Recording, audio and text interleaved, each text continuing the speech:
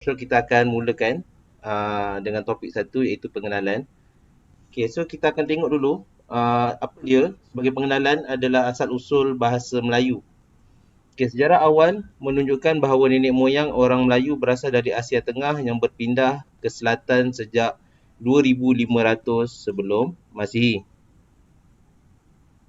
Okay, perpindahan orang-orang Austronesia ini dipercayai berlaku dalam dua kumpulan. So dia orang berpindah ni 2500 sebelum Masihi ya.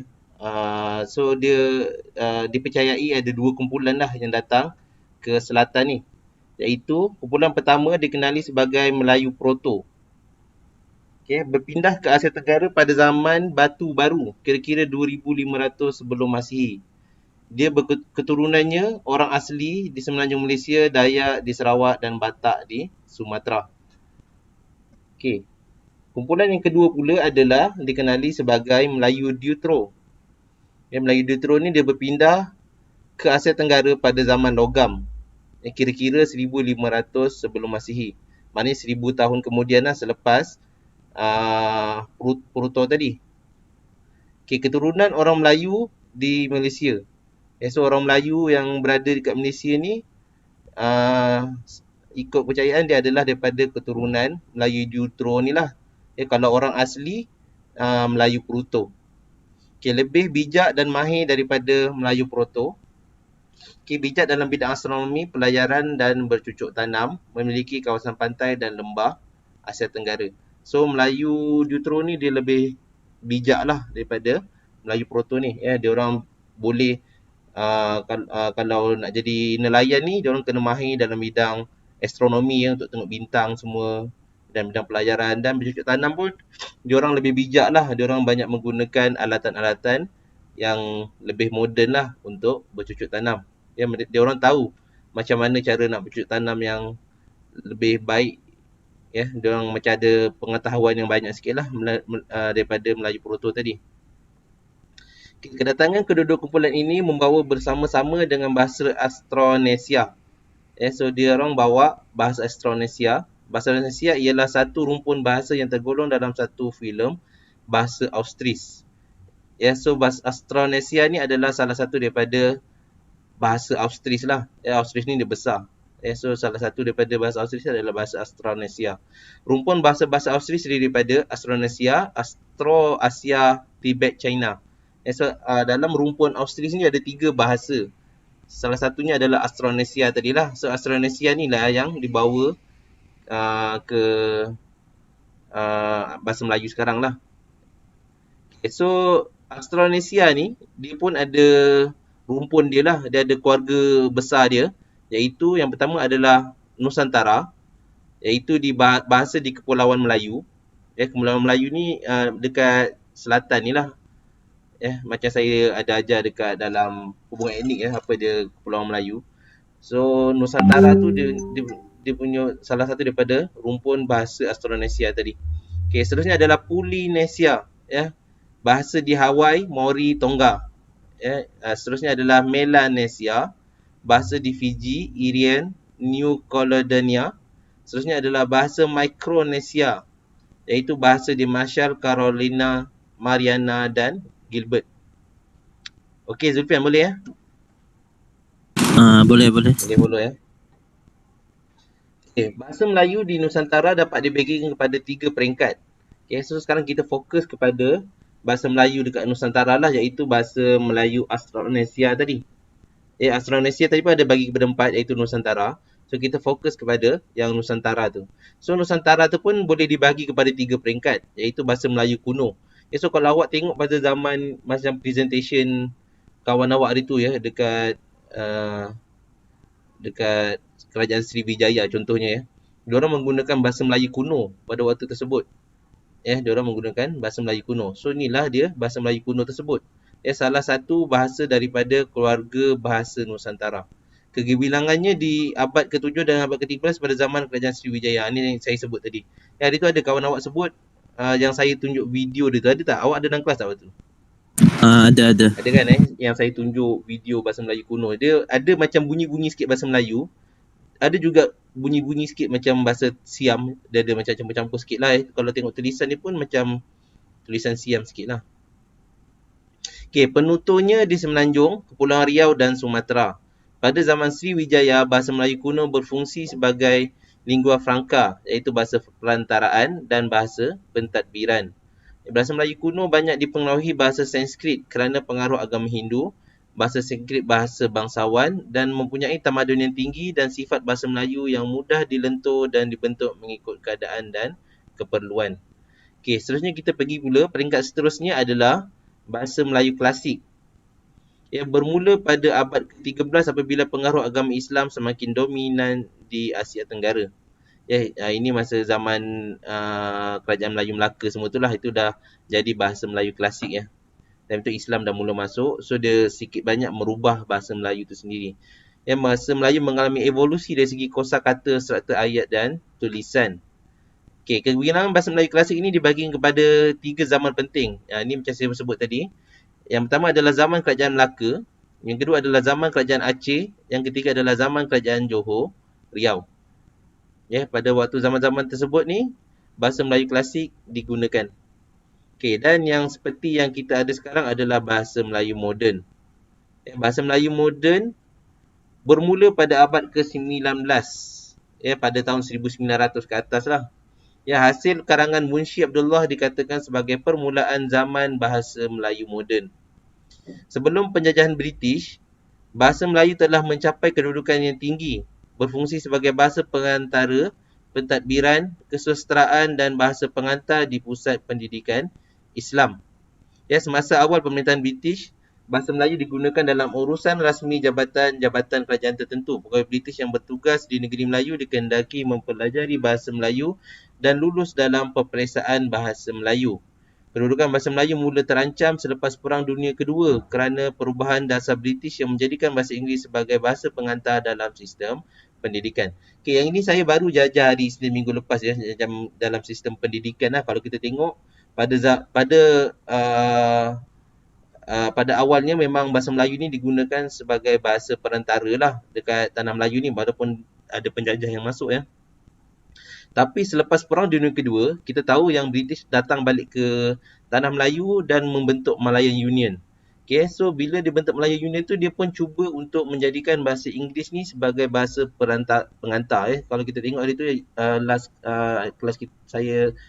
kelas kita hari Senin hari tu, saya ada ajar yang kalau kita tengok Fenwu, laporan Fenwu, laporan apa banyak Barnes semua kan. So diorang banyak mencadangkan supaya bahasa Inggeris ni jadi bahasa pengantar dekat sekolah. Dan kalau kita tengok banyak tentangan daripada orang-orang Melayu dan juga orang-orang Cina dan India. Kenapa? Sebab Melayu dia nak kekalkan bahasa Melayu ni sebagai bahasa komunikasi lah, bahasa lingua franca, maknanya bahasa perantara di antara semua kaum. Tapi bahasa orang Cina dengan India pun dia tak setuju dengan bahasa Inggeris sebab diorang pun tak nak bahasa diorang hilang daripada tanah Melayu. Sebab diorang pun nak kekalkan bahasa diorang juga. Okey, perkembangan dan perjuangan bahasa Melayu terus dipelopori oleh cendekiawan yang berpendidikan Melayu dan Arab. Mereka terdiri daripada wartawan, sastra, budayawan, guru-guru dan ahli-ahli politik Melayu. Okey, so kita dah tengok asal-usul bahasa Melayu. So sekarang kita tengok dasar dan kedudukan bahasa Melayu. Okey, apa dia asas pemilihan bahasa Melayu? Pemilihan satu bahasa kebangsaan bagi negara Malaysia timbul sebab perlunya diadakan satu lambang penyatuan, iaitu dengan harapan bahawa bahasa itu dapat menjadi dasar bagi satu identifikasi kebangsaan. Penumbuhan satu bahasa kebangsaan juga timbul daripada desakan semangat kebangsaan yang mahukan bahasa penjajah diambil alih oleh bahasa ibunda. Dasar bahasa kebangsaan merupakan asas terpenting bagi perkembangan bahasa Melayu di Malaysia. Dasar ini memenuhi konsep perancangan taraf bahasa. Dasar bahasa di Malaysia meletakkan kedudukan bahasa Melayu sebagai bahasa kebangsaan dan bahasa rasmi. So ada sebab lah kenapa bahasa Melayu ni dipilih sebagai bahasa kebangsaan lah. Sebab negara ni first mesti ada identiti. Identiti bahasa negara Malaysia ni adalah bahasa kita lah, bahasa Malaysia. So kalau kita hapuskan bahasa Malaysia dan terima bahasa penjajah, contohnya bahasa Inggeris, bukan salah belajar bahasa Inggeris, cuma kita kena ada bahasa kebangsaan kita. Dalam urusan rasmi, dalam parlimen, dalam apa-apa urusan sama ada di peringkat sekolah, peringkat kerajaan dan peringkat bawah pun perlu menggunakan bahasa Melayu dalam urusan rasmi. Okey, cuma kalau kita tengok sekarang ni, bahasa Melayu ni dah kurang lah dipraktikkan. Terutamanya kalau kita tengok dalam surat-surat pun, kebanyakannya dah banyak menggunakan bahasa Inggeris. Kat situlah silapnya. Ni kalau kita tengok macam program-program apa sekarang dekat TV ke, program yang orang kata daripada sekecil-kecil program dekat sekolah pun, kebanyakannya dah menggunakan bahasa Inggeris. Contohnya, kononnya nak tunjukkan yang bahawa Malaysia ni dah international lah. Tapi sebenarnya kita kena mengutamakan bahasa Melayu. Kalau kita nak guna bahasa Inggeris tak ada masalah, tapi itu selit-selitkan lah. Bahasa utama adalah bahasa Melayu. So kalau kita nak buat translation, kita boleh gunakan bahasa Inggeris. Mungkin uh, ada orang yang tak faham bahasa Melayu lah. Okay. Ini masalah yang saya baru sebutkan tadi. Bahasa Melayu kehilangan tempat dan peranan dalam upacara dan majlis rasmi pada peringkat kebangsaan, apatah lagi pada peringkat serantau dan antara bangsa. So kalau kita tengok kebanyakannya program-program, kalau macam program contohnya program apa yang baca Al-Quran dekat pertandingan baca Al-Quran dekat TV tu, Tadarus Al-Quran, pertandingan Al-Quran tu kan Zulfian kan? Ya. So kalau kita tengok dalam pertandingan Al-Quran tu pun, walaupun dia peringkat antarabangsa, kita still respect dia lah sebab dia masih menggunakan bahasa Melayu. Tapi dia ada translation. Ada pengacara yang cakap bahasa Inggeris, ada juga pengacara yang cakap bahasa Arab. So maknanya bahasa Melayu tu masih menjadi bahasa utama. Cuma kalau kita tengok kalau program-program yang lain lah, kebanyakannya dah beralih kepada bahasa Inggeris. So tak patutlah benda macam tu berlaku. Sepatutnya kena utamakan bahasa Melayu. Okay, seterusnya adalah sebab mutu bahasa yang digunakan terutamanya pada kesalahan ejaan dan tata bahasa. So sekarang ni zaman dah berubah ada zaman TikTok. So dah banyak ejaan-ejaan bahasa Melayu ni yang salah dan ada sengaja yang diubah-ubah. Kononnya nak nampak style, nak nampak sweet ataupun nak nampak apa-apalah, tak kisahlah. Banyaklah ejaan yang dah ditukar. Ada yang tak tahu pun ejaan ini sebenar, dia main eja je. So kualiti bahasa Melayu itu sendiri dah semakin berkurangan. Okey, yang ketiga adalah berlaku masalah kekurangan bahan bacaan pada peringkat pengajian tinggi dalam bahasa Melayu. So kalau kita tengok pun dekat library pun, dekat library college kita pun, kalau kita tengok kebanyakannya bukunya dalam bahasa Inggeris lah. So sebab kurangnya bahan bacaan tu, bahasa Melayu ni dia jadi semakin kurang berkualiti lah. Kalau kita tengok pun, buku-buku pun kalau nak beli pun sekarang tak ramai lah yang membeli buku. Kalau nak baca buku yang ada pun dah kurang dalam bahasa Melayu. Okay, so kalau nak tahu kualiti bahasa Melayu yang tinggi tu, kena baca buku sastrawan-sastrawan negara tu. Semua dia punya bahasa Melayu memang pada tahap yang tinggi lah. Okay. Selain daripada seterusnya dalam perkara 152 Perlembagaan Persekutuan pun, dia telah menyatakan ada perkara khas, peruntukan khas mengenai bahasa Melayu. Kalau kita tengok dalam perkara 152 Perlembagaan Persekutuan mencatatkan bahasa Melayu yang kemudiannya disebut sebagai bahasa kebangsaan dan bahasa rasmi ialah seperti berikut. Bahasa kebangsaan ialah bahasa Melayu dan hendaklah ditulis dalam apa-apa tulisan sebagaimana yang diperuntukkan dengan undang-undang oleh Parlimen. Selain daripada dalam perlembagaan, dalam perlembagaan memang ada peruntukan khas untuk bahasa Melayu ni. Dalam akta bahasa, kita pun ada akta bahasa kebangsaan. Akta ni kira macam undang-undang jugalah. Kita ada akta kita sendiri, iaitu adalah akta bahasa kebangsaan. Pada tahun akta bahasa kebangsaan 1963 dan 67 disemak semula pada tahun 1971, mula berkuat kuasa pada April 1963. Akta ini mengandungi 3 seksyen, iaitu meliputi aspek tulisan, bentuk angka dan bahasa dalam borang rasmi kerajaan. 10 tahun selepas merdeka, Akta Bahasa Kebangsaan 1967 diluluskan dan kemudiannya disemak dan disatukan dengan Akta Bahasa Kebangsaan 1963 menjadi Akta Bahasa Kebangsaan 1967. Akta ini memperuntukkan bahawa selepas 1 September 1967, bahasa kebangsaan hendaklah digunakan bagi maksud-maksud rasmi kecuali dalam beberapa kes tertentu seperti undang-undang yang sedia ditulis dalam bahasa Inggeris, perhubungan dengan dunia luar dan sebagainya. Okay, so pada 1 September 1967 ni Akta Bahasa Kebangsaan ni telah digunakan secara rasmi lah. So semua surat-surat rasmi atau undang-undang atau perlembagaan semua mestilah dalam bahasa Melayu.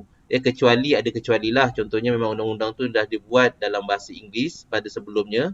So boleh dikekalkan. Ataupun perhubungan dengan dunia luar dan sebagainya. So kalau kita ada hantar surat dengan dunia luar, kalau contohnya kita nak hantar surat ke US ke, so kerajaan boleh menggunakan bahasa yang sesuai lah dengan negara yang kita nak utuskan surat tu. Kalau kita guna bahasa Melayu hantar dekat Presiden US, memang dia tak faham lah, melainkan kalau dia ada translator dia sendiri. Tapi dalam Akta Kebangsaan ni dibenarkan untuk kerajaan menggunakan bahasa lain jika berurusan dengan negara luar. Tapi kalau urusan dalam negara kita sendiri, contohnya kalau apa-apa surat kerajaan ke, mestilah dalam bahasa Melayu. Tak pernah kalau kita tengok surat kerajaan dalam bahasa Inggeris. Kalau ada pun dia buat dua bahasa lah. Bahasa Melayu, lepas tu diikuti dengan bahasa Inggeris. Seterusnya, Akta Pendidikan. Dalam Akta Pendidikan pun ada peruntukan khas untuk bahasa Melayu ini sendiri. Akta Pendidikan menegaskan peranan bahasa Melayu sebagai bahasa pengantar utama di sekolah-sekolah. Akta Pendidikan 1961. Ini saya baru ajar di sini lepas. Kita ada dua Akta Pendidikan, iaitu Akta Pendidikan 1961 dan Akta Pendidikan 1996. Akta Pendidikan 1991 ni dia menyebut bahawa bahasa Melayu sebagai bahasa pengantar di sekolah-sekolah. Akta Pendidikan 1996 pula bahasa Melayu sebagai bahasa pengantar di semua institusi pendidikan kecuali sekolah jenis kebangsaan. So pada 1996 ni universiti semua pun menggunakan bahasa Melayu sebagai bahasa pengantar lah. Kecuali sekolah jenis kebangsaan, diorang boleh guna bahasa ibunda diorang. Tapi subjek bahasa Melayu tetap ada dekat sekolah, yang diorang kena belajar lah dekat sekolah jenis kebangsaan. Seterusnya kita tengok. Zulfian boleh follow Boleh. Boleh seterusnya kita tengok status dan fungsi bahasa Melayu. Bahasa Melayu sebagai bahasa kebangsaan lah. Bahasa Melayu diiktiraf sebagai bahasa kebangsaan pada tahun 1957 dan termaktub dalam Perlembagaan Malaysia Perkara 152. Secara khusus, fungsi utama bahasa kebangsaan adalah untuk menerbitkan lambang inspirasi dan semangat kebangsaan dan kemerdekaan. Selain itu, pengisian bahasa kebangsaan dapat bertindak sebagai alat penghubung yang akan menghasilkan satu masyarakat yang mempunyai pandangan hidup yang tidak begitu berbeza. Fungsi utama adalah untuk menyatukan rakyat dan bertindak sebagai alat perkembangan di dalam sebuah negara yang telah mencapai kemerdekaan. Sebab kalau kita tengok kalau orang Cina bersama dengan orang India pun, diorang akan menggunakan bahasa Melayu. Sebab bukan semua orang Cina faham bahasa India dan bukan semua orang India faham bahasa Cina. So diorang akan menggunakan bahasa Melayu sebagai bahasa perantaraan. Sebab tu kita kata bahawa bahasa Melayu ni adalah bahasa kebangsaan, dia berfungsi sebagai bahasa perantara. Maknanya orang Melayu, Cina dengan India ni dia boleh bersembang dengan menggunakan satu bahasa, iaitu bahasa Melayu lah. Sebab kalau diorang tak guna bahasa Melayu memang tak boleh nak sembang. Terutamanya orang Cina dengan India memang tak boleh faham lah kalau diorang bersembang. Sebenarnya dalam bahasa Malaysia digunakan sebagai bahasa rasmi. Bahasa Melayu ditetapkan menjadi sarana komunikasi dalam bidang pentadbiran. Bahasa rasmi digunakan untuk semua urusan rasmi di peringkat kerajaan persekutuan, kerajaan negeri dan juga badan berkanun. Bahkan digunakan secara meluas oleh media massa. Selain itu, dia juga fungsi dia sebagai bahasa perpaduan, berfungsi sebagai bahasa yang dapat menyatu padukan rakyat ekoran daripada peristiwa 13 Mei 1969. Sebagai bahasa perpaduan bahasa Melayu diharapkan dapat merapatkan jurang sosial dan pembangunan ekonomi negara. Okey, seterusnya adalah bahasa ilmu. Bahasa Melayu digunakan sepenuhnya di peringkat sekolah dan institusi pengajian tinggi bertujuan untuk menyebarkan ilmu dalam bahasa Melayu. Okey, so itu sahaja untuk topik 1.